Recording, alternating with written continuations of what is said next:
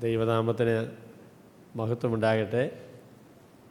എല്ലാ പ്രിയ സഹോദരി സഹോദരന്മാർക്കും കർത്താവായ യേശു ക്രിസ്തുവിൻ്റെ വലിയ നാമത്തിലുള്ള സ്നേഹവന്ദനം അറിയിക്കുന്നു.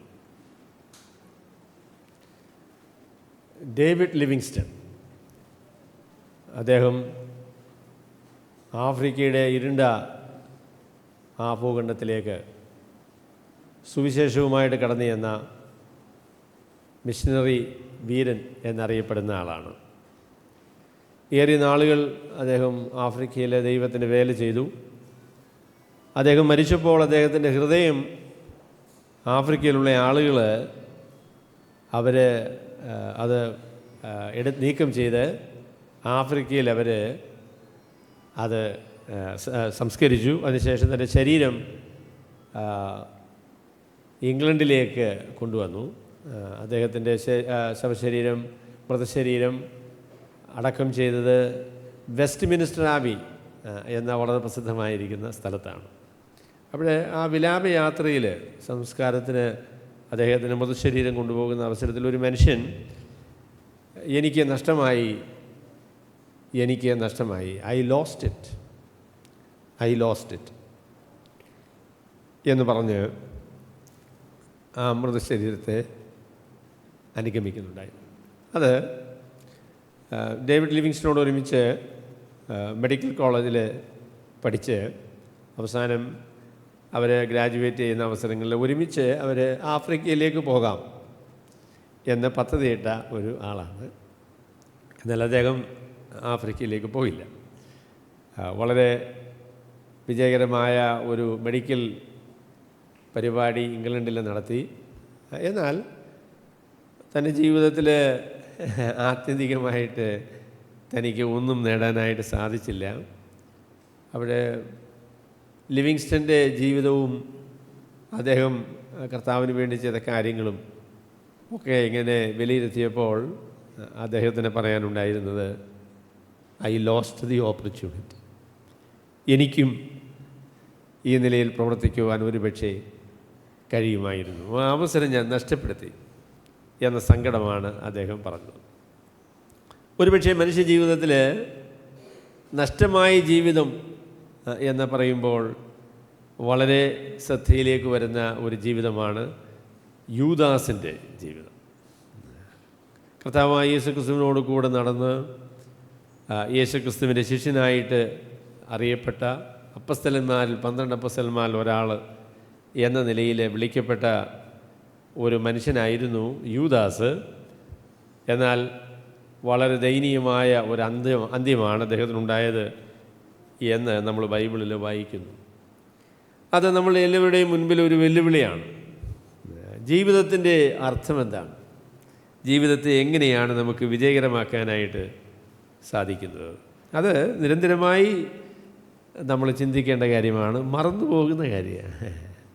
ഞാനും അതിനെക്കുറിച്ച് ഇങ്ങനെ വിചാരിക്കുകയായിരുന്നു, എത്ര അവസരങ്ങളിലാണ് ഈ ജീവിതത്തിൻ്റെ അർത്ഥം എന്താണ്, എന്നെ ദൈവം ഈ ലോകത്തിലാക്കിയിരിക്കുന്നത് എന്തിനു വേണ്ടിയാണ് എന്ന് ചിന്തിക്കുന്നത്. അത് വളരെ വല്ലപ്പോഴും അങ്ങനെ ചിന്തിച്ച ഭാഗ്യം. We don't think about it seriously. എന്നാൽ ചിന്തിക്കുവാൻ ആവശ്യമായിരിക്കുന്നു. Why am I here? എന്തിനാണ് ദൈവം എന്നെ ഈ ലോകത്തിൽ ആക്കിയിരിക്കുന്നത്? അപ്പോൾ ആ ചിന്ത അതിനൊരു മുഖവരിയായി പറഞ്ഞുകൊണ്ട് ഞാൻ അദ്ദേഹത്തിൻ്റെ ചരിത്രം അപ്പസ്തല പ്രവൃത്തികളിൽ പറയുന്നതും എന്തുകൊണ്ടാണ് അപ്പസ്തലനായ എഴുത്തുകാരനായ ലൂക്കോസ് അദ്ദേഹത്തിൻ്റെ ചരിത്രം ഇവിടെ അവതരിപ്പിക്കുന്നത് എന്ന് ഞാൻ പറയാനും ഈ വേദഭാഗത്തെ ആധാരമാക്കി പറയാൻ കഴിയും എന്നൊരു വിചാരമാണ് എനിക്കുള്ളത്. നമ്മൾ ഈ ദിവസങ്ങളിൽ അപ്പോസ്തല പ്രവൃത്തികളിൽ കൂടെയുള്ള ഒരു യാത്രയാണ്. നിങ്ങൾ എന്നോടൊപ്പം അപ്പോസ്തല പ്രവൃത്തികൾ 1-ാമത്തെ അധ്യായത്തിൻ്റെ 15 മുതൽ 26 വരെയുള്ള വാക്യങ്ങൾ കഴിഞ്ഞ ആഴ്ചയിൽ ഞാൻ വായിച്ചതാണ്. എങ്കിലും അത് പൂർത്തീകരിക്കാനായിട്ട് എനിക്ക് സാധിച്ചില്ല. അപ്പോസ്തല പ്രവൃത്തി 1-ാമത്തെ അധ്യായത്തിന് 15 മുതലുള്ള വാക്യങ്ങൾ നമുക്ക് വായിക്കാം. ആ കാലത്ത് ഏകദേശം 120 പേരുള്ള ഒരു സംഘം കൂടിയിരിക്കുമ്പോൾ പത്രോസ് സഹോദരന്മാരുടെ നടുവിൽ എഴുന്നേറ്റ് നിന്ന് പറഞ്ഞത്, സഹോദരന്മാരായ പുരുഷന്മാരെ, യേശുവിനെ പിടിച്ചവർക്ക് വഴികാട്ടിയായി തീർന്ന യൂദയെക്കുറിച്ച് പരിശുദ്ധാത്മാവ് ദാവീദ് മുഖാന്തരം മുൻപറഞ്ഞ തിരുവെഴുത്തിന് നിവൃത്തി വരുവാൻ ആവശ്യം ആയിരുന്നു. അവൻ ഞങ്ങളുടെ എണ്ണത്തിൽ ഉൾപ്പെട്ടവനായി ഈ ശുശ്രൂഷയിൽ പങ്ക് ലഭിച്ചിരുന്നുവല്ലോ.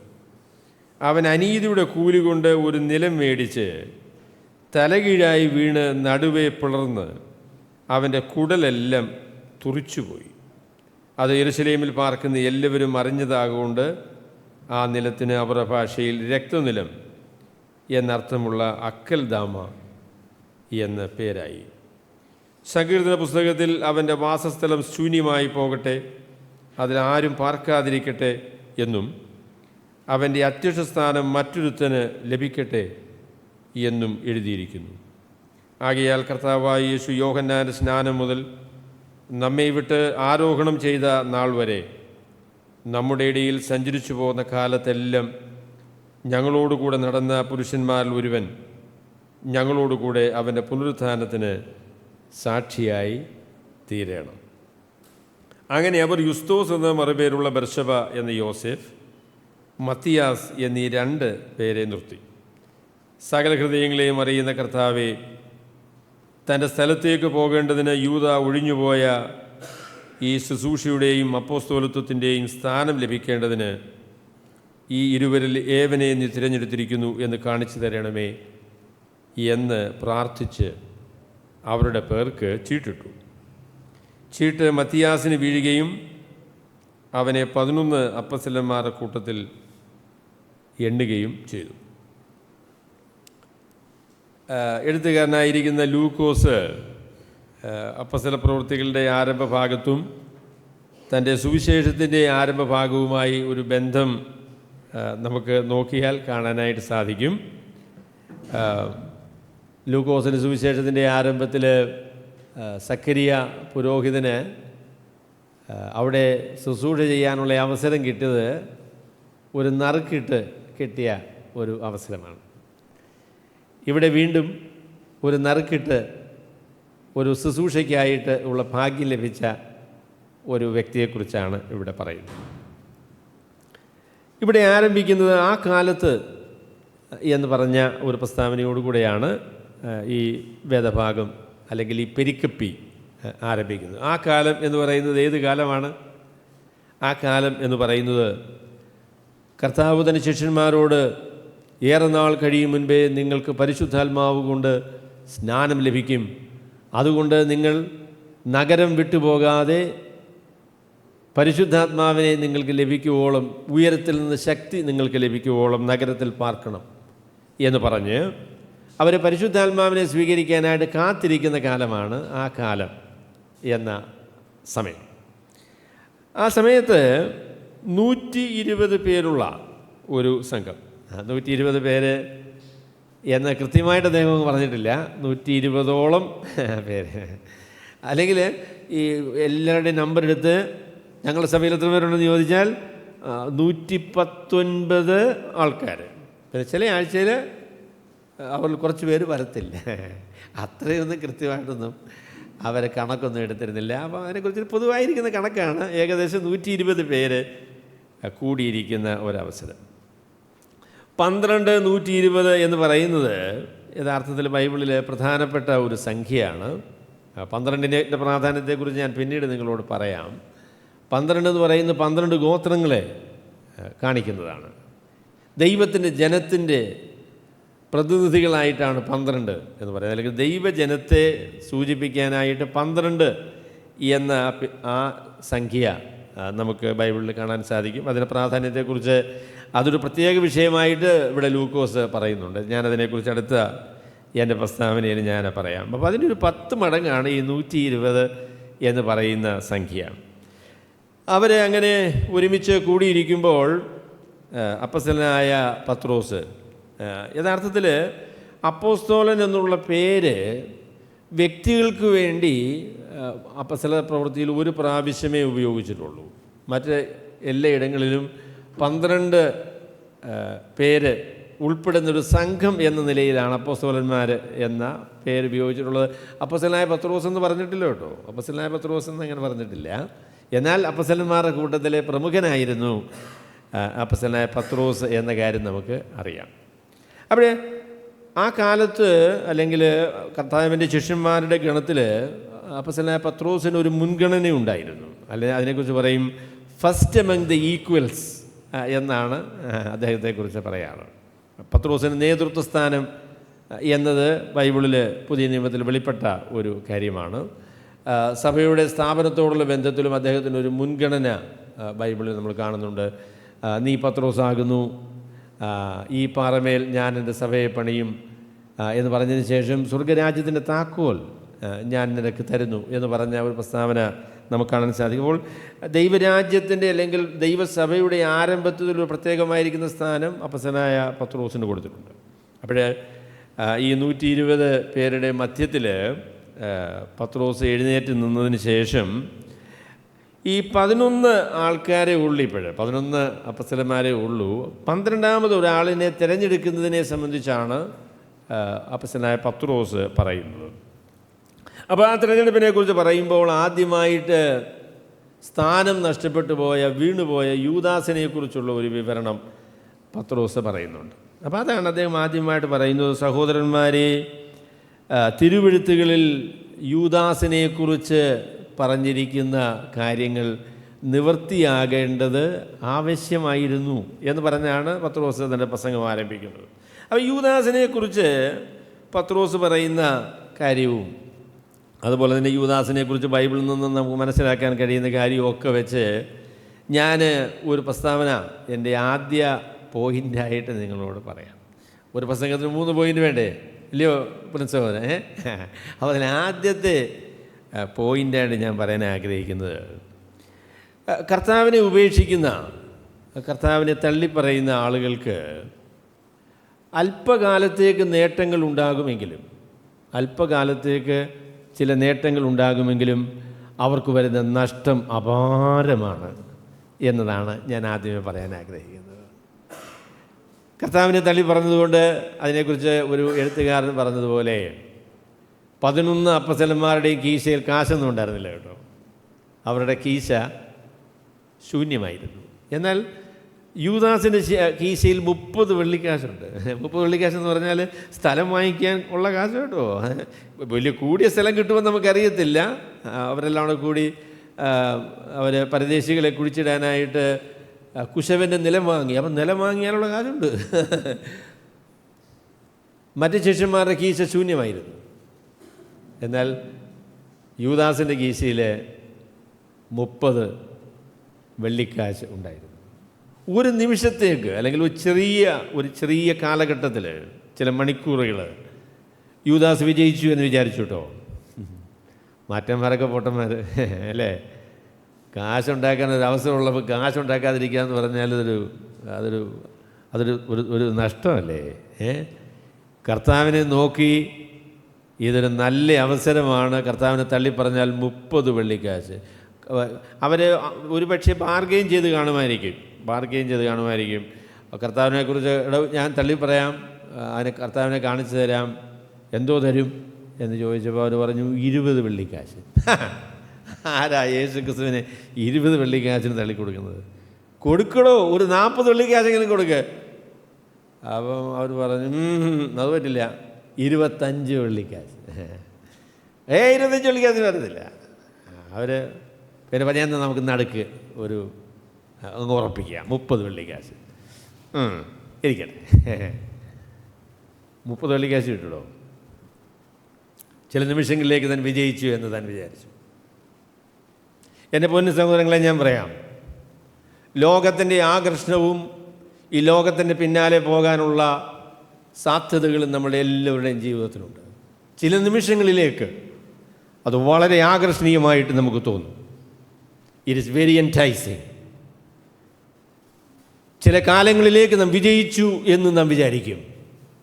എന്നാൽ അതെത്ര സമയം നിലനിൽക്കും, എത്ര നാൾ അതിനായുസുണ്ട് എന്ന് ചിന്തിക്കണം.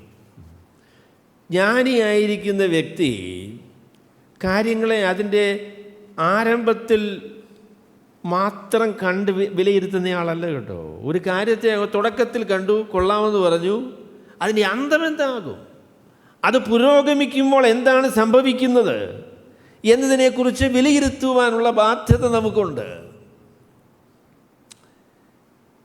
ഞാൻ ചോദിക്കുന്നു, നിങ്ങളുടെ ജീവിതത്തെ എങ്ങനെയാണ് നയിക്കാനായിട്ട് തീരുമാനിച്ചിരിക്കുന്നത്? ലോകത്തിലെ ചില്ലറ ആദായങ്ങൾക്കും ചില്ലറ നേട്ടങ്ങൾക്കും വേണ്ടി ജീവിതത്തെ മാറ്റിവെക്കുവാനാണോ തീരുമാനിച്ചിരിക്കുന്നത്? ഞാൻ പറയട്ടെ, ദൈവമക്കൾ ഈ വർത്തമാന കാലത്ത് ദർശനം നഷ്ടപ്പെട്ടു പോയൊരു കാലമാകട്ടോ. People don't think about what is the main thing of life. ജീവിതത്തിൻ്റെ ഏറ്റവും പ്രാധാന്യമേറിയ കാര്യം എന്താണ് എന്ന് മനുഷ്യർ ചിന്തിക്കുന്നില്ല. മനുഷ്യരുടെ കാര്യം പോട്ടെ, വിശ്വാസികൾ ചിന്തിക്കുന്നില്ല. ഞാൻ സത്യമായിട്ട് നിങ്ങളോട് ചോദിക്കുക, നിങ്ങൾക്ക് എന്താ വേണ്ടത്? സത്യമായിട്ട് നിങ്ങൾ ദൈവത്തോട് പറയണം. What are you seeking? നിങ്ങൾ എന്താണ് അന്വേഷിക്കുന്നത്? നിങ്ങളുടെ ജീവിതം കൊണ്ട് എന്ത് നേടണം എന്നാണ് നിങ്ങൾ ചിന്തിക്കുന്നത്? കാശ് വേണമല്ലേ? കാശിൽ അതിൽ തന്നെ കുഴപ്പമൊന്നുമില്ല. എന്നാൽ ജീവിതത്തിൻ്റെ ലക്ഷ്യം പണമാകുമ്പോൾ അത് ദൈവം വിളിച്ച വിളിക്ക് ചേരുന്ന ഒരു അന്ത്യത്തിലേക്ക് നമ്മളെ നയിക്കുകയില്ല, നിശ്ചയമായിട്ട് നയിക്കുകയില്ല. നിങ്ങളുടെ അന്വേഷണം എന്താണ്? പ്രസിദ്ധി വേണമല്ലേ? സുവിശേഷകന്മാർ ഒക്കെ ഉള്ള ഒരു വലിയ പ്രശ്നമാണ്. അവരുടെ പ്രസംഗം, മറ്റവൻ്റെ പ്രസംഗം നോക്കിയപ്പോൾ അതിന് വ്യൂ 3K വ്യൂ ഉണ്ട്. നമ്മുടെ പ്രസംഗത്തിന് എത്ര വ്യൂ? 350 വ്യൂവേ കിട്ടിയുള്ളൂ. എന്ത് ചെയ്താൽ വ്യൂ വർദ്ധിപ്പിക്കാൻ പറ്റും? ഈ വ്യൂ വർദ്ധിപ്പിക്കുന്നത് ഞാൻ വിചാരിക്കുന്നത് അത്ര ഉപദ്രവമില്ല. പലപ്പോഴും സുവിശേഷകന്മാരല്ലെങ്കിൽ പ്രസംഗകന്മാരുടെ ഒരു പ്രശ്നം സ്തോത്രകാഴ്ച എങ്ങനെ വർദ്ധിപ്പിക്കുക എന്നുള്ളതാണ് അവരുടെ ഏറ്റവും പ്രധാനപ്പെട്ട ചിന്ത. അതിനുവേണ്ടി പ്രവർത്തിക്കുന്ന ഒരുപാട് സുവിശേഷകരുണ്ട് കേട്ടോ. What do you want? നമ്മുടെ ജീവിതത്തെക്കുറിച്ചുള്ള നമ്മളെ ലക്ഷ്യം എന്താണ്? നാം ദൈവത്തോട് എന്താണ് ചോദിക്കുന്നത്? കർത്താവ് നിങ്ങളോട് ചോദിക്കുക, കുഞ്ഞൻ നിനക്ക് എന്ത് വേണം എന്ന് ചോദിച്ചാൽ സത്യമായിട്ട് പറയണം. ദൈവത്തിന് മുമ്പ് കള്ളമൊന്നും പറയാനൊക്കെയാൽ വാട്ട് ഡു യു വാണ്ട്? നിങ്ങൾക്ക് എന്താണ് വേണ്ടത്? യൂദാസ് പറഞ്ഞു, എനിക്ക് കുറച്ച് കാശ് വേണം എന്ന് പറഞ്ഞു. ജീവിതത്തിൽ സമ്പത്തിൻ്റെ ആഹരണം അല്ലെങ്കിൽ കാശുണ്ടാക്കാനുള്ള ത്വര, അതിനുള്ളതായിരിക്കുന്ന ലഹരി പിടിച്ച ഒരുപാട് വിശ്വാസികളുണ്ട് കേട്ടോ. ജീവിതത്തിൻ്റെ ലക്ഷ്യം പണമുണ്ടാക്കുന്നതാണ് എന്ന് വിചാരിക്കുന്ന ആളുകളുണ്ട്. അങ്ങനെ വിചാരിക്കുന്ന വിശ്വാസികളുണ്ട്. അപ്പോസ്തലനായ പൗലോസ് തിമോഥെയോസിൻ്റെ ലേഖനം 6-ാമത്തെ അധ്യായത്തിൽ പറഞ്ഞ വളരെ പ്രസിദ്ധമായൊരു പ്രസ്താവനയുണ്ട്. ദ്രവ്യാഗ്രഹം സകലവിധ ദോഷത്തിനും കാരണമാണ് എന്നിട്ട് പറഞ്ഞു, അത് ചിലർ കാംക്ഷിച്ചിട്ട് വിശ്വാസം വിട്ടുഴന്ന് പല വിധത്തിലുള്ളതായിരിക്കുന്ന ദുഃഖങ്ങൾക്ക് അധീനരായി തീർന്നു എന്ന് പറഞ്ഞു. അപ്പോൾ ഞാൻ വിചാരിക്കുന്നു യൂദാസിൻ്റെ ഒരു ചിത്രം അപ്പോസ്തലനായ പൗലോസിൻ്റെ മനസ്സിലുണ്ട് കേട്ടോ. ദ്രവ്യാഗ്രഹം സകലവിധ ദോഷത്തിനും കാരണമാണ്. പണം, ദ്രവ്യം കുഴപ്പമില്ല കേട്ടോ. ദ്രവ്യാഗ്രഹം, പണം, മോഹം, സമ്പത്തിനെ നമ്മളുടെ ജീവിതത്തിന് ലക്ഷ്യമായി വിചാരിക്കുന്ന പ്രശ്നം, സമ്പത്തിനെ വിഗ്രഹമായി കരുതുന്ന ആ ഒരു ഗതികേട്, അതിനെക്കുറിച്ചാണ് അപ്പോസ്തലനായ പൗലോസ് പറഞ്ഞത്. അത് അപാരമായ നഷ്ടമാണ്. ചില നിമിഷങ്ങളിലേക്കൊക്കെ അത് കുറച്ച് ഗുണമൊക്കെ ചെയ്തു എന്ന് അദ്ദേഹം വിചാരിച്ചു കേട്ടോ. എന്നാൽ it will come back to bite you. നിങ്ങളെ നശിപ്പിക്കുവാനായിട്ട്, നിങ്ങളുടെ ജീവിതത്തെ ഇല്ലായ്മ ചെയ്യാനായിട്ട് അത് മടങ്ങി വരും എന്നാണ് ദൈവത്തിൻ്റെ വചനം നമ്മളോട് പറയുന്നത്. ദൈവത്തെ കൊണ്ടല്ലാതെ മറ്റൊന്നിനെ കൊണ്ടും ജീവിതത്തെ വിജയകരമാക്കി തീർക്കുവാൻ ആർക്കും സാധിക്കുകയില്ല. നമ്മൾ ജീവിതത്തിന് തൃപ്തി വരുത്തുന്നതും സന്തോഷം വരുത്തുന്നതും കർത്താവ് തന്നെയാണ്. അത് നമ്മൾ മറന്നു പോകരുത് കേട്ടോ. കർത്താവിനെ വിട്ട് നിങ്ങളെവിടെ പോയാലും ജീവിതം അനുഗ്രഹിക്കപ്പെടത്തില്ല. അത് ഉറച്ച് വിശ്വസിക്കണം. കർത്താവിനെ വിട്ടുള്ള ഏത് വഴിയും അപകടകരമാണ് എന്ന് മനസ്സിലാക്കണം. കർത്താവും മറ്റെന്തും തമ്മിലൊരു മത്സരം വന്നാൽ എല്ലാം ഇപ്പോഴും നമ്മൾ കർത്താവിൻ്റെ പക്ഷത്താണ് കേട്ടോ. We are always with Jesus. The whole world cannot take Jesus away from me. യേശുക്രിസ്തുവിനെ എങ്കിൽ നിന്ന് എടുത്തു മാറ്റുവാൻ ലോകത്തിലുള്ള സകല ശക്തികൾ ഒരുമിച്ച് പരിശ്രമിച്ചാലും സാധിക്കുകയില്ല എന്ന തീരുമാനമാണ് ദൈവമക്കളുടെ തീരുമാനമെന്ന് പറയുന്നത്. ചില നിമിഷങ്ങളിലേക്ക് കർത്താവിനെ വിട്ടുള്ള യാത്ര സന്തോഷകരമാണ് എന്ന് തോന്നും. കർത്താവിനെയും കർത്താവിൻ്റെ പ്രമാണങ്ങളെയും ദൈവവചനത്തെയും ഒക്കെ വിട്ടുപോകുന്ന കുറച്ച് സമയത്തേക്ക് വിജയമാണ് എന്ന് തോന്നാനുള്ള സാധ്യതയുണ്ട്. പക്ഷേ അതിനെക്കുറിച്ച് സാഹിത്യത്തിലൊക്കെ പറയുന്നത് പോലെ they will not have the last laugh. അന്ത്യമായി കാര്യങ്ങളെല്ലാം പരിവസിക്കുമ്പോൾ ഞാൻ ഏതായാലും ദൈവത്തെ തോൽപ്പിച്ചു വിട്ടുവോ, ദൈവം പറഞ്ഞതിനെതിരെയൊക്കെ നിന്ന് ഞാൻ ജയിച്ചു എന്ന് പറയുന്ന ആരുമില്ല എൻ്റെ പൊന്നു സഹോദരങ്ങളെ. കർത്താവ് പറഞ്ഞു, ഈ മുള്ളിൻ്റെ നേരെ ഉதைക്കുന്നത് നിനക്ക് വിഷമമാകുന്നു എന്നാണ് കർത്താവ് പറഞ്ഞത്. ദൈവത്തിൻ്റെ വഴികളെയും ദൈവത്തിൻ്റെ പ്രമാണങ്ങളെയും ഉപേക്ഷിച്ചുള്ള യാത്ര അപകടകരമായിരിക്കുന്ന യാത്ര തന്നെയാണ്. മുള്ളിൻ്റെ നേരെ ഉதைക്കുന്നത് നിനക്ക് വിഷമമാകുന്നു എന്ന് ശൗലിനോട് പറഞ്ഞത് നമ്മളോട് എല്ലാവരോടും പറഞ്ഞ പ്രസ്താവന തന്നെയാണ്. ഭയപ്പെടുവാൻ ആവശ്യമായിരിക്കുന്നു. കർത്താവേ, നിന്നെ വിട്ട് ഞങ്ങൾ എവിടേക്ക് പോകും? സ്വർഗത്തിൽ കയറിയാൽ നീ അവിടെയുണ്ട്, പാതാളത്തിൻ്റെ കിടക്ക വിരിച്ചാൽ നീ അവിടെയുണ്ട്. നിൻ്റെ സന്നിധി, എൻ്റെ ദൈവം, ദൈവത്തിൻ്റെ വഴി, ദൈവത്തിൻ്റെ പ്രമാണങ്ങൾ, അതാണ് നമ്മുടെ ജീവിതത്തിൻ്റെ ശ്രദ്ധ, അതാണ് നമ്മുടെ ജീവിതത്തിൻ്റെ വിജയം. അവിടെ അദ്ദേഹത്തിന് താൽക്കാലികമായിട്ടൊക്കെ ഒരു ചെറിയ വിജയമൊക്കെ ഉണ്ടായിട്ടുണ്ട് ചില നിമിഷങ്ങളിലേക്ക്. എന്നാൽ അത് പെട്ടെന്ന് കുറ്റബോധമായി മാറി. അത് ജീവിതത്തിൻ്റെ ഏറ്റവും വലിയ ഭാരമായിട്ട് തീർന്നു.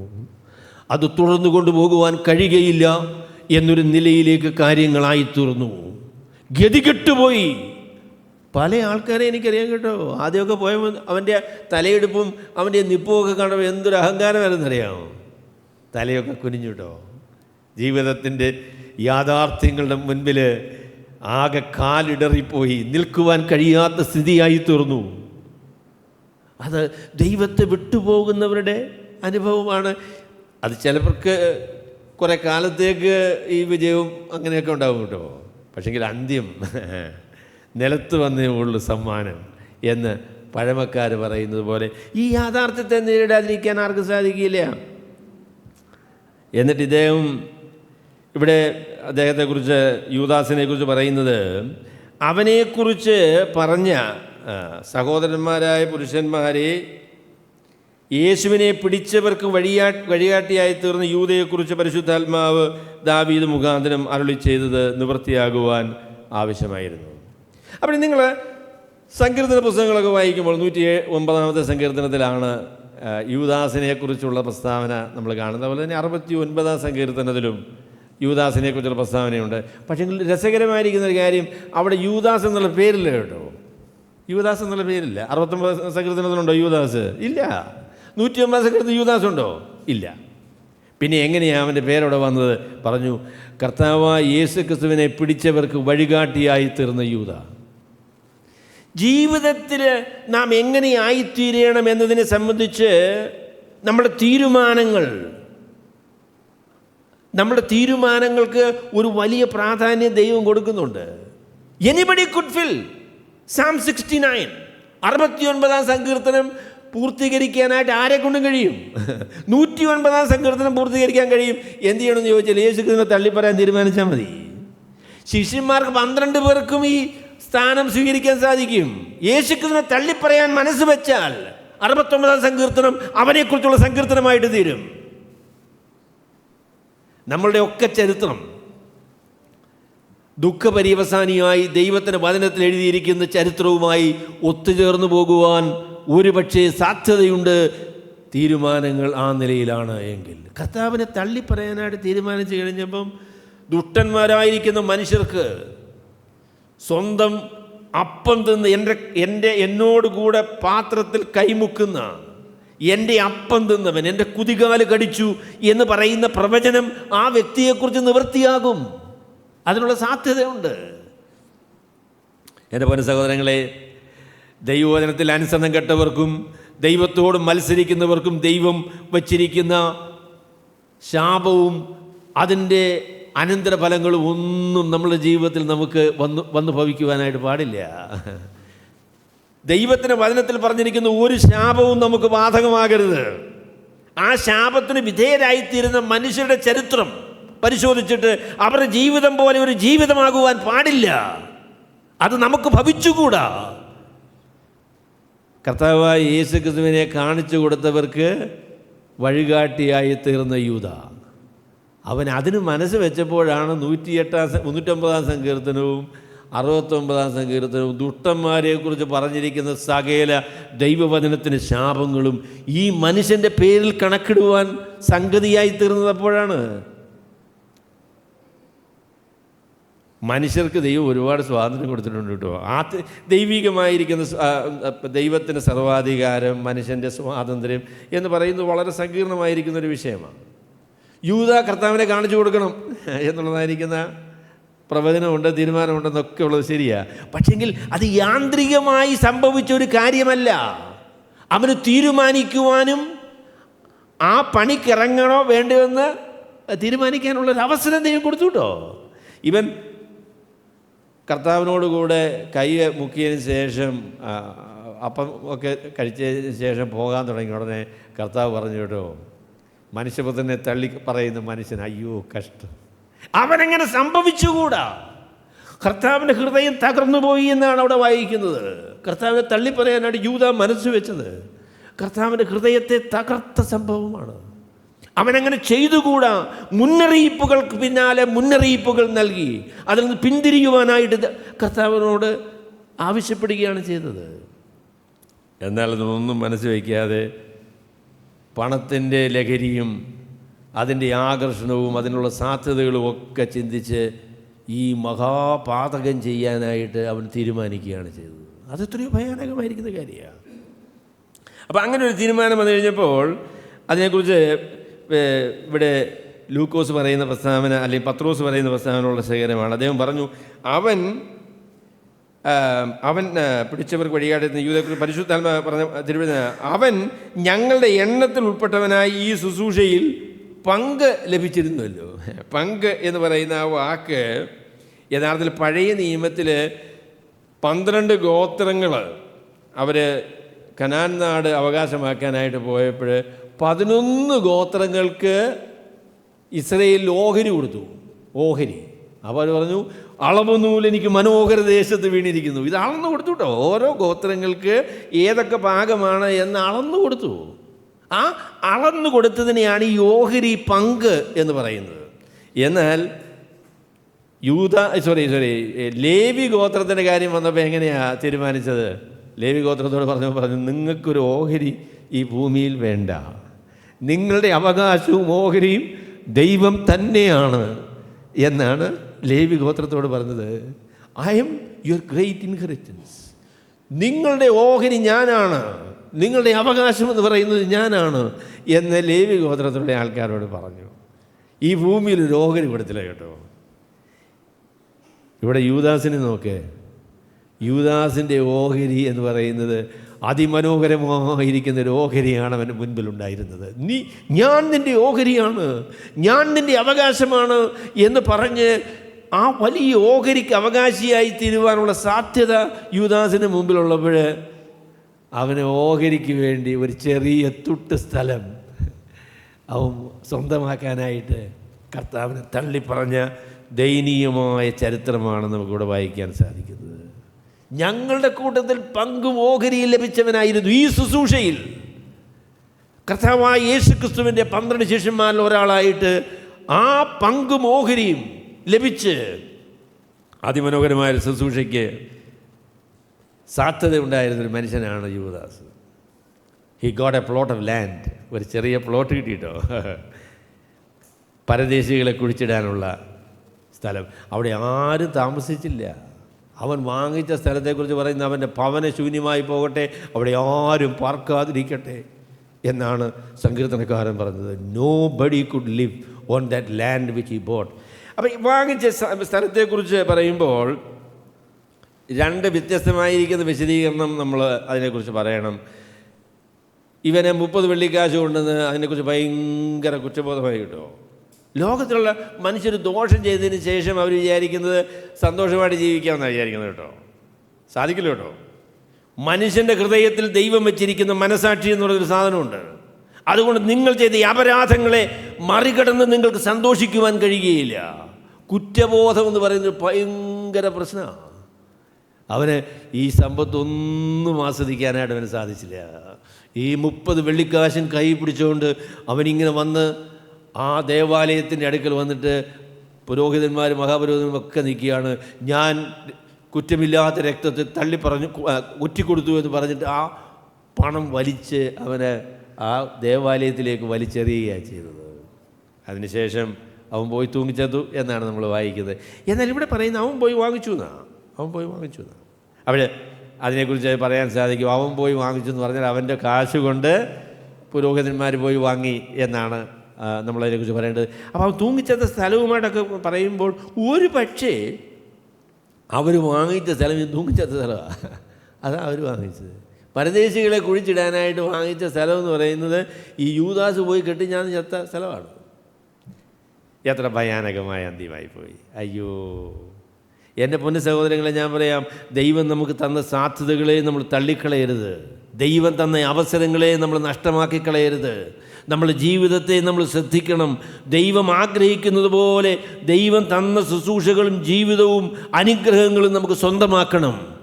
അതാണ് ദൈവം നമ്മളെക്കുറിച്ച് ആഗ്രഹിക്കുന്നത്. അതുകൊണ്ട് ഞാൻ എന്നോട് തന്നെ പറയുകയാണ്, നിങ്ങളോട് പറയുകയാണ്, നമ്മുടെ നിരന്തരമായ പ്രാർത്ഥന, കർത്താവേ, നിൻ്റെ ഇഷ്ടമനുസരിച്ച് നീ പറയുന്നത് പോലെ തന്നെ ജീവിക്കുവാൻ, അതിൽ കവിഞ്ഞുള്ള ഒരാഗ്രഹവും എനിക്ക് വേണ്ട. നീ എന്നെക്കുറിച്ച് ഉദ്ദേശിച്ച കാര്യങ്ങൾ മാത്രം മതിയാകും എന്നുള്ള തീരുമാനമാണ് നമ്മുടെ ജീവിതത്തിൻ്റെ തീരുമാനമായിരിക്കേണ്ടത്. ചിലർ പറയും ദൈവം എല്ലാം തീരുമാനിച്ചതില്ലയോ, അതുകൊണ്ട് ഞാൻ എന്ത് ചെയ്താലും അവസാനം അങ്ങ് എത്തുമെന്ന്. അങ്ങനെയല്ല ദൈവം ഈ കാര്യങ്ങൾ ക്രമീകരിച്ചിരിക്കുന്നത്. ആഗ്രഹിക്കുവാനും തീരുമാനിക്കുവാനും പ്രവർത്തിക്കുവാനും വഴിത്തിരിവുകളിൽ എവിടേക്ക് പോകണമെന്ന് മനസ്സ് വയ്ക്കുവാനുമുള്ള അവകാശം, അതിനുള്ള അവസരം ദൈവം നമുക്ക് തന്നിട്ടുണ്ട് കേട്ടോ. തെറ്റായ തീരുമാനങ്ങളും ഒക്കെ എടുത്തതിന് ശേഷം ദൈവം എൻ്റെ ജീവിതത്തിൽ വരുത്തതാണ്. അതൊന്നുമല്ല, ദൈവം വരുത്തൊന്നുമല്ല. ദൈവം നമ്മുടെ ജീവിതത്തിൽ തന്ന അവസരങ്ങളെ നമ്മൾ നിഷേധിച്ചതാണ് നമ്മൾ പ്രശ്നമെന്ന് പറയുന്നത്. അപ്പോൾ അതിന് ദൈവം നമ്മളെ ഹൃദയങ്ങളിൽ ആ ധൈര്യം തരട്ടെ എന്ന് ഞാൻ പ്രാർത്ഥിക്കുകയാണ്. എന്നിട്ട് ഇവന് വീണ്, അപ്പോൾ ഞാൻ രണ്ടാമത്തെ ഭാഗം പറയാം. ഒരു കാലത്തേക്ക് ഇത് വലിയ വിജയമാണെന്നൊക്കെ തോന്നും കേട്ടോ, ഒരല്പകാലത്തേക്ക്. പക്ഷേ അതിൻ്റെ അന്തം ഭയാനകമാണ്. ഭയങ്കര നിരാശാജനകമായ ബീഭത്സമായിരിക്കുന്ന ഒരു അന്ത്യമാണ് കർത്താവിനെ തള്ളിപ്പറയുന്നവർക്കുള്ളത്. കർത്താവിനെ തള്ളി പറഞ്ഞാലും കുഴപ്പമില്ല എന്നൊക്കെ പറയുന്നതാണ് പൊതുവെ ആളുകൾക്ക് ഇഷ്ടമല്ലേ. യേശുക്രിസ്തുവിൽ വിശ്വസിച്ചില്ലെങ്കിലും കുഴപ്പമൊന്നുമില്ല. ബൈബിൾ അങ്ങനെയല്ല പറയുന്നത്. നരകം എന്ന് പറയുന്ന ഒരു യാഥാർത്ഥ്യമുണ്ട്. സ്വർഗം എന്ന് പറയുന്ന യാഥാർത്ഥ്യം പോലെ തന്നെ യാഥാർത്ഥ്യമാണ് നരകം. യേശുക്രിസ്തുവിനെ തള്ളിപ്പറയുന്നവരുടെ അന്തം നരകമാണ്. അത് തന്നെയാണ് ബൈബിൾ പറയുന്നത്. നമുക്കത് രക്ഷപ്പെടുവാൻ കഴിയുകയില്ല. യേശുക്രിസ്തുവിൻ്റെ പേരിലല്ലാതെ നരകത്തിൽ നിന്ന് രക്ഷപ്പെട്ട് സ്വർഗത്തിലേക്ക് പോകാൻ ആർക്കും സാധിക്കുകയില്ല. അപ്പോൾ അതുകൊണ്ട് ദൈവത്തെയും ദൈവപ്രമാണങ്ങളെയും ഒക്കെ തള്ളിക്കളഞ്ഞേച്ച് ആളുകൾ ഭയമില്ലാതെ ജീവിക്കുക കേട്ടോ. അത് ഭയങ്കരമാണ്. അതിൻ്റെ അന്തം ഭയാനകമാണ്. ഈ മനുഷ്യൻ്റെ അന്തമെന്ന് പറയുന്നത് അവൻ്റെ ആത്മീക ജീവിതത്തിൻ്റെയും അവൻ്റെ അന്തത്തിൻ്റെയും ഒരു ചിത്രമാണ് കേട്ടോ. എന്നിട്ട് ഇവൻ വീണ് നടുവെ പിളർന്ന് കുടലെല്ലാം കൂടെ വെളിയിൽ വന്ന് അതിനെക്കുറിച്ച് ചിന്തിച്ചപ്പോൾ അതെങ്ങനെയാണ് മത്തായി സുവിശേഷം പറയുന്നത് അദ്ദേഹം തൂങ്ങിച്ചതു എന്നേ പറയുന്നുള്ളൂ കേട്ടോ. എന്നാൽ പത്രോസ് പറഞ്ഞു അവൻ വീണ് അവൻ്റെ വയറെല്ലാം കൂടെ പൊട്ടി അവൻ്റെ കുടലെല്ലാം കൂടെ വെളിയിൽ ചാടി. ഞാൻ വിചാരിക്കുന്നു 2 സാധ്യതയുണ്ടെന്ന് ഞാൻ വിചാരിക്കുന്നു. 2 സാധ്യത. ഒരു പക്ഷേ ഇവനിങ്ങനെ കെട്ടിഞ്ഞാന്ന് കിടക്കുക, ആരും ഇവനെ ശ്രദ്ധിക്കുന്നില്ല. അവസാനം ഇതെല്ലാം കൂടെ വീർത്ത് പൊട്ടിച്ച് അവനെ അങ്ങനെ പഴുത്ത് അങ്ങനെ വീർത്ത് അവസാനം കയറ് പൊട്ടി വീണ് ഇവൻ്റെ കുടലും എല്ലാം കൂടെ വെളിയിൽ ചാടി. അങ്ങനെയായിരിക്കാം. മറ്റേത് ചിലർ പറയുന്നത് അങ്ങനെ സാധിക്കില്ല. കാര്യം ചോദിച്ചാൽ യഹൂദന്മാർ ഇങ്ങനെ ശവം അങ്ങനെ കെട്ടി തൂങ്ങി കിടക്കാൻ സമ്മതിക്കുകയില്ല എന്ന് പറയുന്നൊരാശയമുണ്ട്. എനിക്കറിയില്ല, അങ്ങനെ ഒരു ആശയമുണ്ട്. എന്നാൽ ഞാൻ പറയാം, ഒരുപക്ഷെ ഇവനെ വെട്ടി താഴെയിട്ടതായിരിക്കും. ഇവൻ തൂങ്ങിക്കിടന്നപ്പോൾ എന്ത് ചെയ്തു? അവനെ വെട്ടി ഈ ശവം എടുക്കാനായിട്ട് വെട്ടിയത്. അപ്പോൾ എല്ലാം കൂടെ പൊടഞ്ച് പറിച്ച് താഴെ വീണപ്പോൾ അവൻ്റെ വയറെല്ലാം കൂടെ പൊട്ടി കുടലെല്ലാം കൂടെ വെളിയിൽ ചാടി രക്തമെല്ലാം കൂടെ ഇങ്ങോട്ട് നിറഞ്ഞ് അവരിത് കണ്ടു കഴിഞ്ഞപ്പോൾ പറഞ്ഞ്, എൻ്റെ പൊന്നെ, ഇത് എന്തൊരു പരിപാടിയാണ്, അക്കൽ ദാമ. ഇത് അക്കൽ ദാമ, രക്തനിലം എന്ന് പേരുള്ള അക്കൽ ദാമ. What is your epitaph? നിങ്ങൾ ശവകുടീരത്തിന് മേൽ എഴുതുന്ന പേര് എന്തായിരിക്കും എഴുതുക?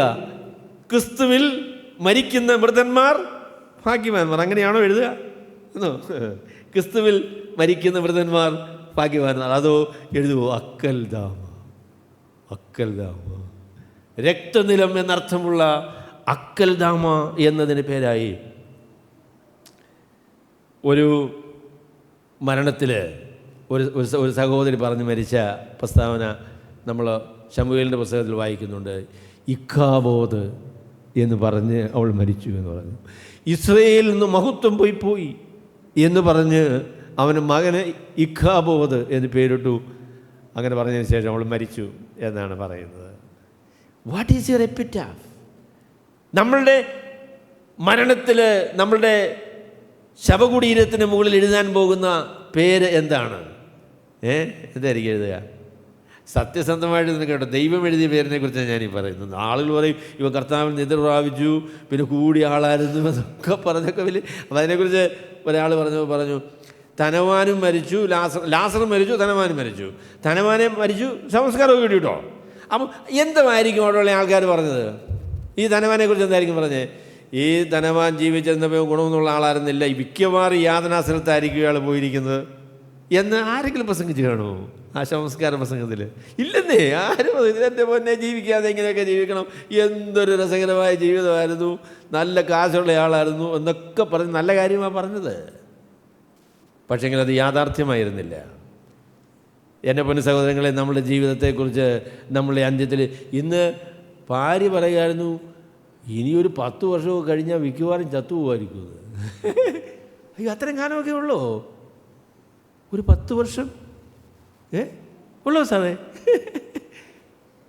അയ്യോ, അതിനാന്നോ ഇത്രയും വലിയ പരിപാടിയൊക്കെ നടത്തി വലിയ ആളാന്നൊക്കെ പറഞ്ഞ് ഇങ്ങനെ ഞെളിഞ്ഞ് നടന്നത്?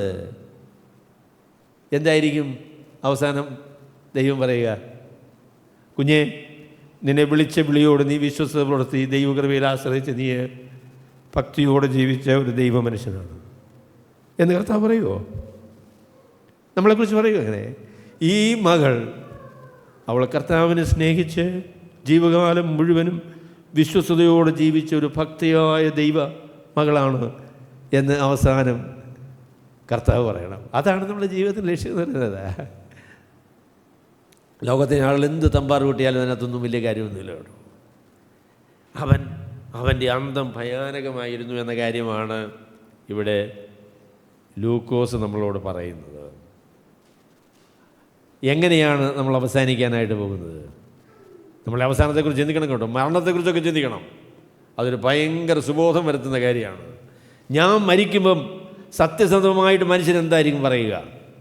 സത്യസന്ധമായി ദൈവം എന്തായിരിക്കും പറയുക? എൻ്റെ ജീവിതം എങ്ങനെയാണ് ഞാൻ നയിച്ചത്?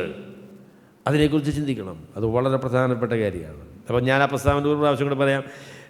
കർത്താവിനെ തള്ളി പറയുന്ന ആളുകൾ കുറച്ച് കാലത്തേക്കൊക്കെ വിജയമുണ്ടായി എന്ന് വിചാരിക്കും കേട്ടോ. എന്നാൽ അവരുടെ അന്തം ഭയാനകമായ അന്തമാണ്. അത് നമുക്ക് ആർക്കും ഒരിക്കലും സംഭവിക്കാതിരിക്കട്ടെ എന്നതാണ് എൻ്റെ പ്രാർത്ഥന. അത് തന്നെയായിരിക്കണം നിങ്ങളുടെ പ്രാർത്ഥന. രണ്ടാമത് ഞാൻ പറയാൻ ആഗ്രഹിക്കുന്ന കാര്യം, അപ്പസ്തലന്മാർ എന്ന് പറയുന്ന ആളുകൾ നിസ്തുല്യരായ കർത്താവിൻ്റെ സാക്ഷികളാണ് എന്ന കാര്യമാണ് ഞാൻ പറയാൻ ആഗ്രഹിക്കുന്നത്. അപ്പോൾ ഈ സ്ഥാനം യൂദാസിന് നഷ്ടമായി. അപ്പോൾ ആ സ്ഥാനത്തേക്ക് ഒരാളിനെ തിരഞ്ഞെടുക്കണം എന്ന് പറഞ്ഞു. അപ്പോൾ അതിനുള്ള ആകയാൽ കർത്താവായ യേശു യോഹന്നാൻ്റെ സ്നാനം മുതൽ നമ്മെ വിട്ട് ആരോഹണം ചെയ്ത നാൾ വരെ നമ്മുടെ ഇടയിൽ സഞ്ചരിച്ചു പോകുന്ന കാലത്തെല്ലാം ഞങ്ങളോട് കൂടെ നടന്ന പുരുഷന്മാരിൽ ഒരുത്തൻ ഞങ്ങളോടുകൂടെ അവൻ്റെ പുനരുത്ഥാനത്തിന് സാക്ഷിയായി തീരുകയാണ്. അപ്പോൾ അപ്പസ്തലന്മാർ 12 അപ്പോസ്തലന്മാർ അതിൽ കൂടെ നമുക്ക്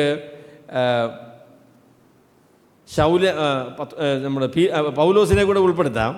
13 അപ്പോസ്തലന്മാരെന്ന് പറയാം. എന്നാൽ പൗലോസ് ഈ ഗണത്തിൽപ്പെടുന്ന ആളല്ല കേട്ടോ. കാരണം അദ്ദേഹത്തിന് ഈ യോഗ്യതകൾ ഉണ്ടായിരുന്നില്ല. അപ്പം അതുകൊണ്ട് അപ്പസ്തലന്മാർ എന്ന് പറയുന്ന ആളുകൾ, പൗലോസിനെ കുറിച്ച് ഞാൻ ഒരു വാക്ക് പിന്നീട് പറഞ്ഞോളാം, നിസ്തുല്യരായ കർത്താവിൻ്റെ സാക്ഷികളായിരുന്നു. അപ്പസ്തലന്മാർക്ക് പിന്തുടർച്ചയില്ല. അപ്പസ്തലന്മാരായിട്ട് അപ്പസ്തലന്മാരല്ലാതെ മറ്റാരുമില്ല. അതിന് ശേഷമുള്ള ആളുകൾ ആരും അപ്പോസ്തലന്മാരല്ല. അവർക്ക് അപ്പോസ്തലന്മാരാകാൻ സാധിക്കുകയില്ല. അത് ബൈബിളിലെ വളരെ പ്രധാനപ്പെട്ട പുതിയ നിയമത്തിലെ ഒരു സത്യമാണ് കേട്ടോ. കാരണം എന്താണെന്ന് ചോദിച്ചാൽ ഈ അപ്പോസ്തലന്മാരുടെ യോഗ്യത എന്താണ്? യോഹന്നാൻ്റെ സ്നാനം തുടങ്ങി കർത്താവായ യേശുക്രിസ്തുവിൻ്റെ സ്വർഗാരോഹണം വരെ കർത്താവായ യേശുക്രിസ്തുവിനോട് കൂടെ നടന്ന് കർത്താവ് ചെയ്തതും പറഞ്ഞതുമായ കാര്യങ്ങളെല്ലാം കണ്ട ആളുകളാണ് ഈ ശിഷ്യന്മാർ, 12 ശിഷ്യന്മാരെന്ന് പറയുന്നത്. അവർക്ക് മാത്രമേ ആ നിലയിൽ കർത്താവിൻ്റെ സാക്ഷികളായിരിക്കാനായിട്ട് സാധിക്കുകയുള്ളൂ. അത് നിസ്തുല്യമായ ശുശ്രൂഷയാണ്. അതിനുശേഷം അങ്ങനെയുള്ള ഒരു പരിപാടിയില്ല കേട്ടോ. 11ാമത്തെ ഒരാൾ പോയപ്പോൾ 12ാമത്തെ ആൾ വേണം കേട്ടോ. എന്നാൽ 12 പേരിൽ ഒരാൾ മരിച്ചാൽ പിന്നെ വേറെ ഒരാളിനെ തിരഞ്ഞെടുക്കുന്ന പരിപാടിയില്ല. അപ്പോസ്തലപ്രവൃത്തികൾ 12ാമത്തെ അധ്യായത്തിൽ യോഹന്നാന്റെ സഹോദരനായ യാക്കോബിനെ അവർ വാളുകൊണ്ട് കൊന്നു. 12 അപ്പോസ്തലന്മാരിൽ ഒരാളാണ്. അത് കഴിഞ്ഞപ്പോൾ അവരെന്ത് ചെയ്തു? അദ്ദേഹത്തെ അടക്കം ചെയ്തു. അത്രയേ ഉള്ളൂ ചെയ്തുള്ളൂ, പിന്നൊന്നും ചെയ്തില്ല. ആ സ്ഥാനത്തേക്ക് വേറെ ഒരാളിനെ തിരഞ്ഞെടുത്തില്ല. 12 അപ്പോസ്തലന്മാർ കഴിഞ്ഞതിന് ശേഷം അവരുടെ സ്ഥാനത്തേക്ക് പിന്നെ ഒരു അപ്പോസ്തലനെ തിരഞ്ഞെടുക്കുന്ന പരിപാടിയില്ല. കാരണം അത് നിസ്തുല്യമായ കർത്താവായ യേശു ക്രിസ്തുവിന് ശിഷ്യന്മാരായിരിക്കുക, അപ്പോസ്തലന്മാരായിരിക്കുക എന്ന് പറയുന്നത് നിസ്തുല്യമായ ഒരു ശുശ്രൂഷയാണ്. അത് ഈ 12 പേർക്ക് മാത്രമേ നിർവഹിക്കാനായിട്ട് സാധിക്കുകയുള്ളൂ. അപ്പോൾ അതുകൊണ്ട് അതൊരു നിസ്തുല്യമായ, അപ്പോൾ അതിനൊരു പ്രാധാന്യം കൂടെ ഞാൻ നിങ്ങളോട് പറയാം. അതിൻ്റെ ഒരു പ്രാധാന്യം പറയാം. കർത്താവായ യേശു ക്രിസ്തുവിന് സാക്ഷ്യം വഹിച്ച ആളുകൾ കർത്താവായ യേശു ക്രിസ്തുവിനെ കണ്ടവരും കർത്താവ് പറഞ്ഞ കാര്യങ്ങൾ കേട്ടവരുമായ ദൃക്സാക്ഷികളാണ്. This is actually an eyewitness testimony about Jesus Christ. കർത്താവായ യേശു ക്രിസ്തുവിനെ കുറിച്ചുള്ള സാക്ഷ്യം കേട്ടും കണ്ടുമുള്ള സാക്ഷ്യമാണ്, അല്ലാതെ കേട്ട് കേൾവിയിൽ നിന്നുള്ള സാക്ഷ്യമല്ല. അവർ കണ്ട കാര്യമാണ്. യോഹന്നാൻ അപ്പോസ്തലൻ തൻ്റെ ലേഖനത്തിൽ അത് പറയും, ഞങ്ങൾ കണ്ടതും ഞങ്ങൾ കൈകൊണ്ട് ഞങ്ങൾ തൊട്ടതും ഞങ്ങൾ കേട്ടതും ആയിട്ടുള്ള ജീവൻ്റെ വചനം, അതാണ് ഞങ്ങൾ പറയുന്ന കാര്യം. അത് ക്രിസ്തീയ വിശ്വാസത്തെ സംബന്ധിച്ച് നിസ്തുല്യമായ ഒരു കാര്യമാണ്. മറ്റ് മതക്കാരൊക്കെ അവരുടെ ചരിത്രമൊക്കെ പറയുന്നുണ്ട്, പക്ഷേങ്കിൽ അവരെ കണ്ട ആൾക്കാരൊന്നും അല്ലത് പറയുന്നത്. ഒരു മതത്തിൻ്റെ പ്രവാചകൻ, അദ്ദേഹത്തിൻ്റെ ജീവചരിത്രമുണ്ട് കേട്ടോ, അദ്ദേഹത്തിൻ്റെ ജീവചരിത്രമുണ്ട്. പക്ഷേ ആ ജീവചരിത്രം എഴുതി എത്ര കാലം കഴിഞ്ഞാണെന്നറിയാമോ? അദ്ദേഹം മരിച്ചതിന് ശേഷം ഏകദേശം 300 വർഷം കഴിഞ്ഞിട്ടാണ് ജീവചരിത്രം എഴുതി. 300 വർഷം കഴിഞ്ഞിട്ടുള്ള ഒരാളാണ് അതിന് ചരിത്രം എഴുതുന്നത്. അയ്യോ, അത് കൊള്ളാമല്ലോ. അദ്ദേഹത്തെക്കുറിച്ച് നല്ല അറിവുള്ള ആൾക്കാരാണല്ലോ അത് എഴുതിയത്. എൻ്റെ പൊന്നെ, അതിനകത്ത് അതിനെക്കുറിച്ച് ടോം ഹോളണ്ട് എന്ന് പറയുന്ന ചരിത്രകാരൻ പറഞ്ഞ പ്രസ്താവന ഞാൻ പറയാം. അദ്ദേഹം പറഞ്ഞു, ഈ പ്രവാചകനെ സംബന്ധിച്ച് ഉള്ള കാര്യങ്ങൾ, ഈ പ്രവാചകനെ സംബന്ധിച്ചുള്ള കാര്യങ്ങൾ വർഷങ്ങൾ കഴിയും തോറും കൂടുതൽ കൃത്യമായിട്ടാണ് പിന്നീടുള്ള ആൾക്കാർ എഴുതിയെന്ന് അപ്പോൾ അദ്ദേഹത്തിൻ്റെ കൂടെ ജീവിച്ച ആൾക്കാർ ആരും ഇത് ഒന്നും എഴുതിയിട്ടില്ല. അതിനുശേഷം ഒരു 100 വർഷം കഴിഞ്ഞുള്ള ആൾക്കാരും എഴുതിയിട്ടില്ല. ഒരു 250 വർഷം കഴിഞ്ഞതിന് ശേഷം ആൾക്കാർ ഇദ്ദേഹം എങ്ങനെയാണ് മൂത്രമൊഴിച്ചത്, ഇദ്ദേഹം എങ്ങനെയാണ് മുണ്ടുടുത്തത്, എങ്ങനെയാണ് തുപ്പിയത്, ഇതൊക്കെ അവർക്കറിയാം. അതൊരു ഭയങ്കര അറിവാകും. പക്ഷെ 300 വർഷം കാത്തിരുന്നു ഇതറിയാൻ. എൻ്റെ പൊന്നെ, ഇതെന്തൊരു അറിവാ! ക്രിസ്തീയ വിശ്വാസത്തിൻ്റെ അറിവ് അങ്ങനെ അല്ല കേട്ടോ. യോഹന്നാൻ്റെ സ്നാനം തുടങ്ങി കർത്താവായ യേശു ക്രിസ്തു സ്വർഗാരോഹണം ചെയ്തതുവരെ അവൻ ചെയ്തതും പറഞ്ഞതുമായ കാര്യങ്ങളെല്ലാം കണ്ട ആളുകളാണ് കർത്താവായ യേശു ക്രിസ്തുവിനെ കുറിച്ച് സാക്ഷ്യം പറഞ്ഞത്. അവർ 12 പേരുണ്ട് കേട്ടോ. അവിടെ സാക്ഷികൾ എത്ര വേണം? 2 3 സാക്ഷികൾ മതി കേട്ടോ. എന്നാൽ 12 പേര്. അപ്പോൾ ഈ സാക്ഷ്യം വിശ്വസനീയമായിരിക്കുന്ന സാക്ഷ്യമാണ്. അതുകൊണ്ടാണ് അപ്പോസ്തലനായ പൗലോസ് പറഞ്ഞത്, ക്രിസ്തു യേശു പാപികളെ രക്ഷിപ്പാൻ ലോകത്തിൽ വന്നു എന്നുള്ളത് വിശ്വാസ്യവും എല്ലാവരും അംഗീകരിപ്പാൻ യോഗ്യവുമായ വചനം തന്നെ.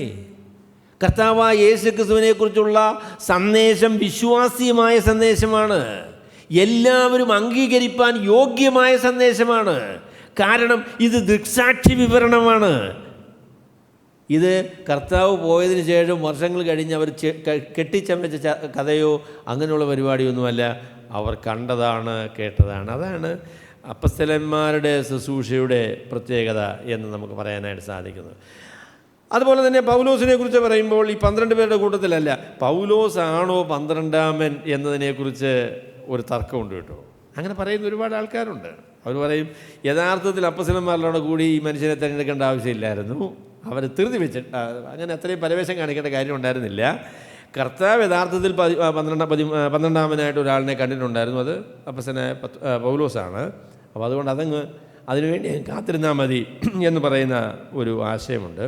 എന്നാൽ അത് സ്വീകാര്യമായ ആശയമല്ല. കാരണം ലൂക്കോസ് ഈ തെരഞ്ഞെടുപ്പ് ഏതെങ്കിലും നിലയിൽ ശരിയല്ല എന്ന് ഒരു സൂചനയും ഈ വേദഭാഗത്ത് തരുന്നില്ല.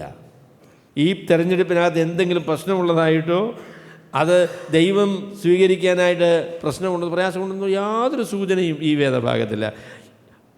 മത്തിയാസിനെ തിരഞ്ഞെടുത്തു, അദ്ദേഹത്തെ 12 പേരിൽ ഒരാളായിട്ട് സ്വീകരിച്ചു എന്നാണ് ലൂക്കോസ് പറയുന്നത്. അത് പരിശുദ്ധാത്മാവിൻ്റെ പ്രസ്താവനയാണ്. അതുകൊണ്ട് മത്തിയാസിൻ്റെ തിരഞ്ഞെടുപ്പിൽ പ്രശ്നമൊന്നും ഉണ്ടായിട്ടില്ല. അദ്ദേഹം 12 പേരിൽ ഒരാൾ തന്നെയാണ്.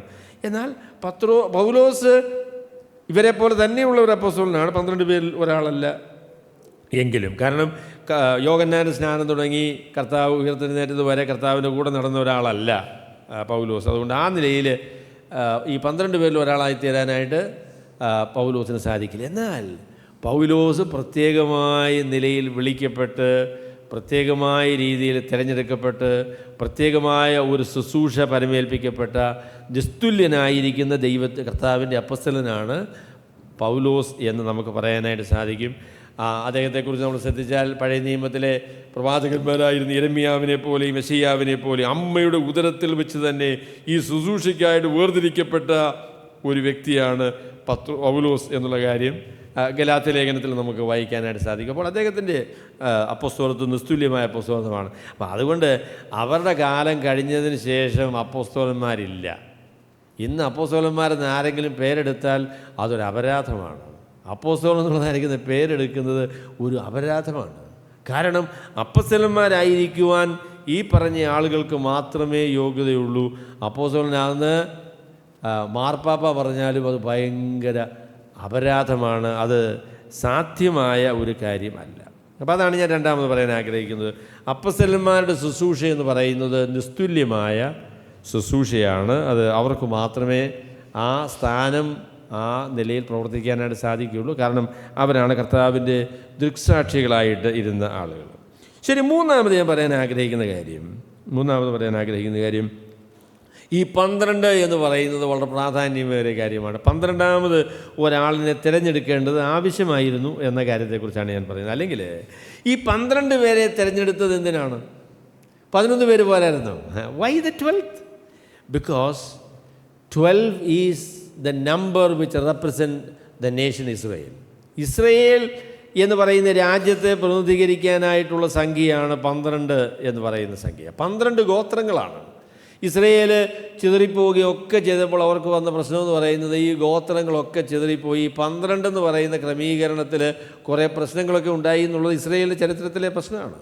അപ്പോൾ ഈ 12 പേരെ തിരഞ്ഞെടുത്തു എന്ന് പറഞ്ഞപ്പോൾ നമുക്ക് പറയാൻ സാധിക്കുന്നത് കർത്താവ് യഥാർത്ഥത്തിൽ ദൈവത്തിൻ്റെ ജനം എന്നുള്ള നിലയിൽ ഒരു പുതിയ ജനസമൂഹത്തെ രൂപീകരിക്കാനായിട്ട് തീരുമാനിച്ചു എന്നാണ് ഈ 12 പേരെ തിരഞ്ഞെടുത്തു എന്നതിൽ കൂടെ കർത്താവ് പറയുന്നത്.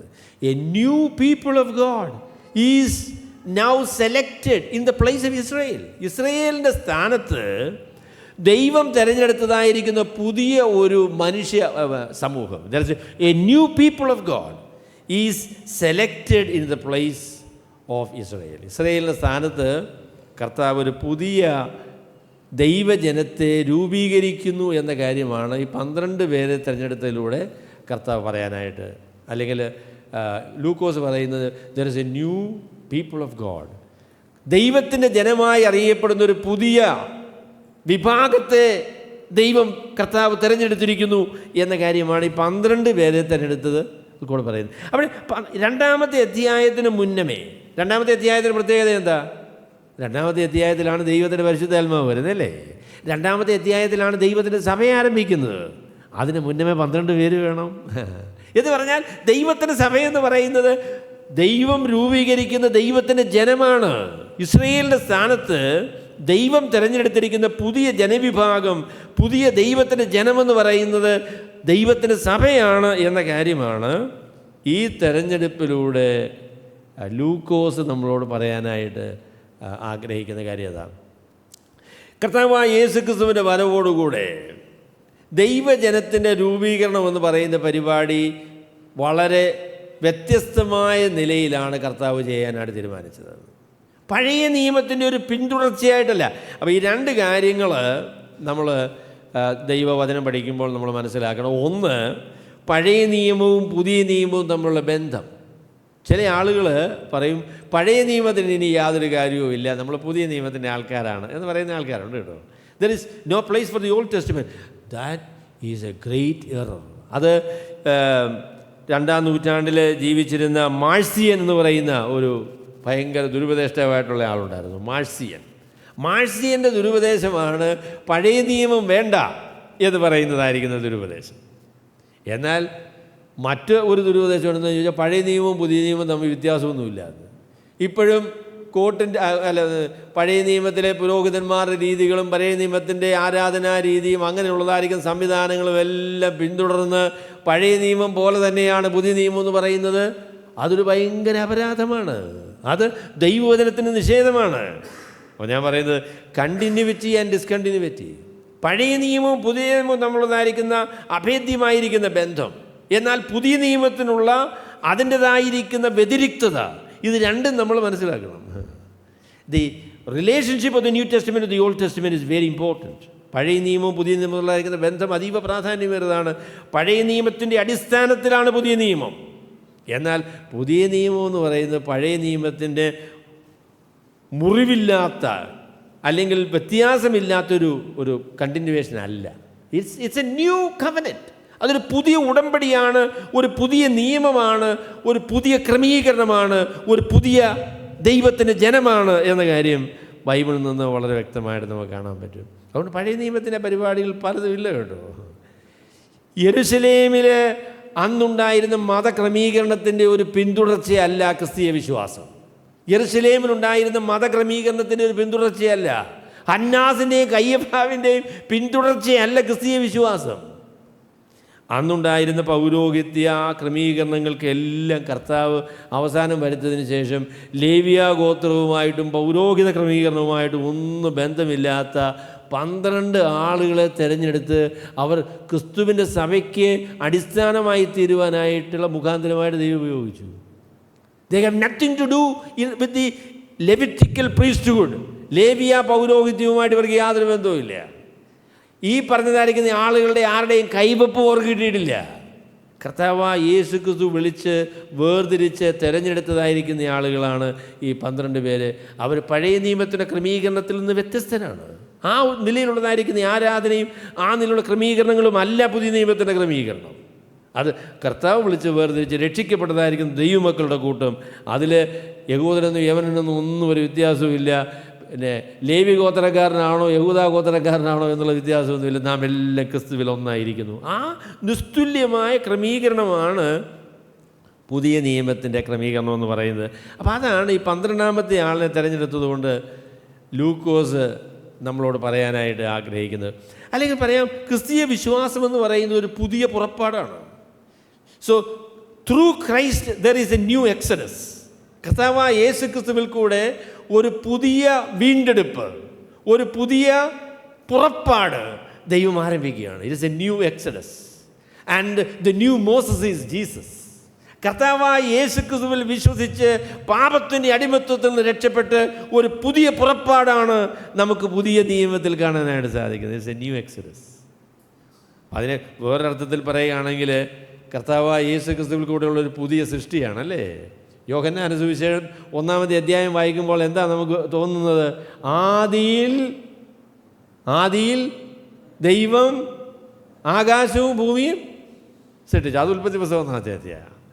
യോഹന്നാന്റെ സുവിശേഷം ആദിയിൽ വചനമുണ്ടായിരുന്നു, വചനം ദൈവത്തോടെ എന്ന് പറഞ്ഞാൽ കർത്താവായ യേശു ക്രിസ്തുവിൽ കൂടെ ഒരു പുതിയ ആരംഭമാണ്. It is a new beginning in Jesus Christ. ഉൽപ്പത്തി പുസ്തകത്തിൽ ആദിയിൽ ദൈവം ആകാശവും ഭൂമിയും സൃഷ്ടിച്ചു എന്ന് പറഞ്ഞതുപോലെ തന്നെ യോഹന്നാന്റെ സുവിശേഷത്തിൽ പറയുകയാണ് ആദിയിൽ വചനമുണ്ടായിരുന്നു, വചനം ദൈവത്തോടെയായിരുന്നു, വചനം ദൈവമായിരുന്നു. അവനെ കൈക്കൊണ്ട് അവൻ്റെ നാമത്തിൽ വിശ്വസിക്കുന്ന ഏവർക്കും ദൈവമക്കളാകുവാൻ അവകാശം കൊടുത്തു. അവർ ജഡത്തിൽ നിന്നല്ല, പുരുഷൻ്റെ ഇഷ്ടത്താലുമല്ല, ദൈവത്തിൽ നിന്നത്രേ ജനിച്ചിരിക്കുന്നത്. It is a new beginning, it is a new creation. ഒരു പുതിയ തുടക്കമാണ്. This is a new exodus. ഇതൊരു പുതിയ ആരംഭമാണ്. പഴയത് കഴിഞ്ഞുപോയി, സകലതും പുതുതായിരിക്കുന്നു. അപ്പോൾ അതുകൊണ്ട് കർത്താവായ യേശുക്രിസ്തുവിൽ വിശ്വസിക്കുന്ന ആളുകൾ ദൈവത്തിൻ്റെ ജനമാണ്. അപ്പോൾ യഥാർത്ഥത്തിൽ ഈ യൂദാസിൻ്റെ പതനവും മത്തിയാസിൻ്റെ തിരഞ്ഞെടുപ്പും അതിൻ്റെ ഒരു ചിത്രമാകട്ടോ. ഇസ്രയേൽ കർത്താവിനെ തള്ളിപ്പറഞ്ഞു, ഉപേക്ഷിച്ചു. their chance is gone. അവരുടെ സ്ഥാനം നഷ്ടമായി. ഇപ്പോൾ അവരുടെ സ്ഥാനത്ത് ദൈവം തിരഞ്ഞെടുത്ത, ഹൃദയങ്ങളെ അറിയുന്ന ദൈവമേ, ഞങ്ങൾ ഈ 2 പേരിൽ ആരെ തിരഞ്ഞെടുക്കണമെന്ന് പറഞ്ഞ് അവരുടെ പേരിൽ ചീട്ടിട്ടു. ചീട്ട് മത്തിയാസിന് വിട്ടു.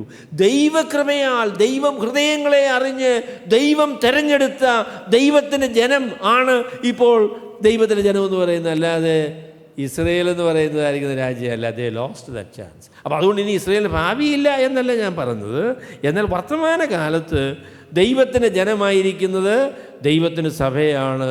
ദൈവം തിരഞ്ഞെടുത്ത ഈ പുതിയ മനുഷ്യ വർഗത്തെയാണ് ദൈവത്തിൻ്റെ ജനമായിട്ട് നമുക്ക് പറയാൻ സാധിക്കുന്നത്. അപ്പോൾ അതിനെക്കുറിച്ച് ഒരു കാര്യം കൂടെ പറഞ്ഞ് ഞാൻ അവസാനിപ്പിക്കാം. We are God's people. ഇസ്രയേലിൻ്റെ ദൗത്യം എന്തായിരുന്നു?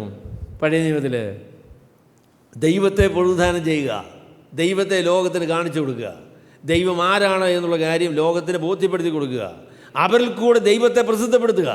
അതായിരുന്നു ഇസ്രയേലിൻ്റെ ലക്ഷ്യം. അവരതിലങ്ങനെയൊന്നും വിജയിച്ചില്ല കേട്ടോ. അങ്ങനെയൊന്നും വിജയിച്ചില്ല. വിജയിച്ചെങ്കിൽ അവരിന്നും ആ നിലയിൽ തന്നെ തുടരുവാൻ അവർക്ക് സാധിക്കുമായിരുന്നു. അത് സാധിച്ചില്ല. നമ്മളെ ദൈവത്തിൻ്റെ ജനമായിട്ട് തിരഞ്ഞെടുത്തതിൻ്റെ ഉദ്ദേശം എന്താ? നമ്മൾ കാനഡയ്ക്ക് പോകണം, കുറേ കാശുണ്ടാക്കണം, അല്ലേ? അതാണ്. അല്ലെങ്കിൽ ഈ വയൽ ജോലി ചെയ്യണം, കുറേ കാശുണ്ടാക്കണം. ഈ വയൽ ജോലി ചെയ്യുന്നതൊക്കെ നല്ല കേട്ടോ.